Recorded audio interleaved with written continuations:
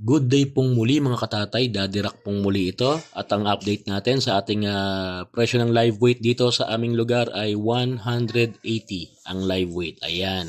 So as you can see, magaganda yung ating mga baboy. Magaganda at hindi mo talaga mamalayan, lumalaki na naman sila lalo. Grower stage. Ayan. Hindi pa tayo uli nagpapaligo kasi masyado pang maaga. At saka meron tayong baboy na medyo inuubo kaya ginagamot muna natin. So hindi muna natin paliliguan. Ayan yung iba. Wala muna. Pero pananatilihin nating malinis yung kanilang sahig at walang dumi. Ayan.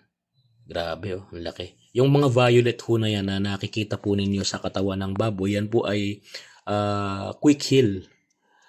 Quick heal spray. Kasi madalas kasi itong mga ito, lalo dito sa kabilang kulungan na to, yung mga baboy na yan, nag-aaway-away kasi yan eh.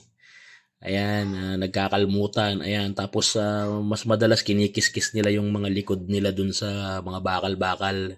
Kaya nagkakasugat. So, malaking bagay yung quick heal na yan para hindi langawin yung kanilang sugat, hindi ma-infection. Pero okay naman sila so far, magaganda naman yung kanilang mga kondisyon. Ngayon naman po guys, may konti po akong recommendation doon sa mga gustong magsimula ng piggery business.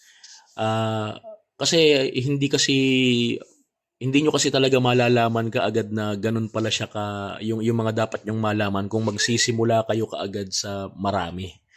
So, ang recommended ko po diyan, ang nire-recommend ko magsimula muna kayo sa paisa-isa, padala-dalawa. Ayan. So, kapag ka sa ganung bagay magkakaroon kayo ng ideya doon sa mga problema na pwede nyong pagdaanan kapag ka nagsimula na kayo sa malaking business. Parang i-treat nyo na preparation. Magsimula muna kayo sa isa, sa dalawa.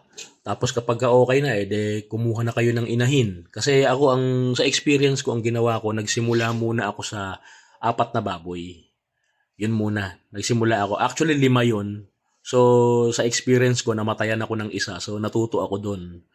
Dahil nagkaroon ng incident na namatayan ako ng isang baboy doon sa mga unang alaga ako dahil nga medyo wala tayong alam nun sa pag-aalaga. Kaya ayun, medyo sumasablay tayo pero it's good kasi natuto.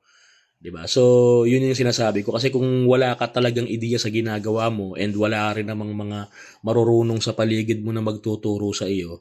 So, useless din na magsimula ka kaagad sa malaki na mag full blast ka, 'di ba? Tsaka syempre, kailangan kapag papasok ka sa ganitong business, kailangan talaga yung iiwanan mo yung ego mo.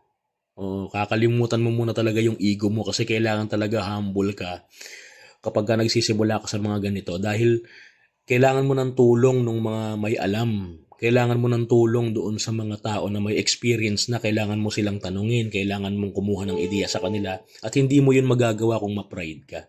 So ayun po, magsimula sa maliit, magsimula sa mababa, walang problema kung magsimula sa ganon. And I hope sana may natutunan po kayo. Daddy Rock pong muli ito and God bless you all.